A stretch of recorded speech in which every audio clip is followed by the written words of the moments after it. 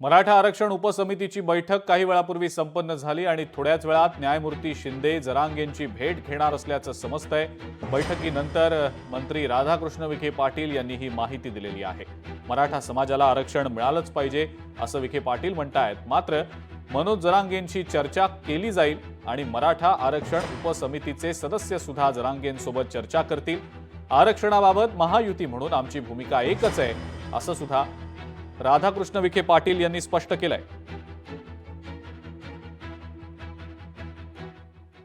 अतिशय एक सकारात्मक भूमिका आमची सर्वांची आहे आणि सरकारची सुद्धा या बाबतीमध्ये या प्रश्नाची सोडवणूक झाली पाहिजे हीच भूमिका आहे। आणि म्हणून या सगळ्या मुद्द्यावर चर्चा करण्यासाठी न्यायमूर्ती शिंदे साहेब, आमचे विभागीय आयुक्त कोकण आणि आमच्या विभागाचे सचिव,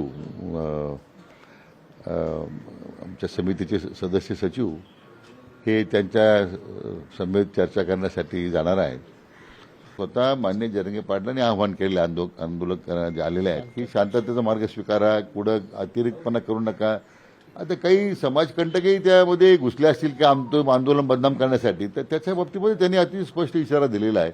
मला वाटतं ते स्वतःच आवाहन करतायत आणि आमचं सुद्धा तेच आव्हान आहे की आंदोलनाचं जे काही सध्याची भूमिका आहे की आंदोलन ज्या पद्धतीने चाललेलं आहे शांततेनं, त्याचा कुठेही विपरीत काही मंडळींनी करू नये असं माझी त्यांना विनंती आहे। उपसमितीचे अध्यक्ष राधाकृष्णजी विखे पाटील साहेब आणि सर्व सन्माननीय सदस्य यांची आम्ही भेट घेतली आणि या प्रकरणी त्यांची बैठक झाली, सकारात्मक चर्चा झाली।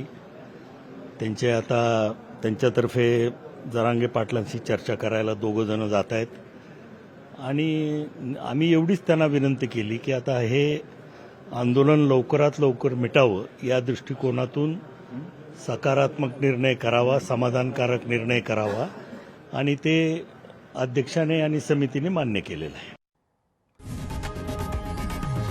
लोकशाही मराठी ऐका, पहा, जागरूक रहा।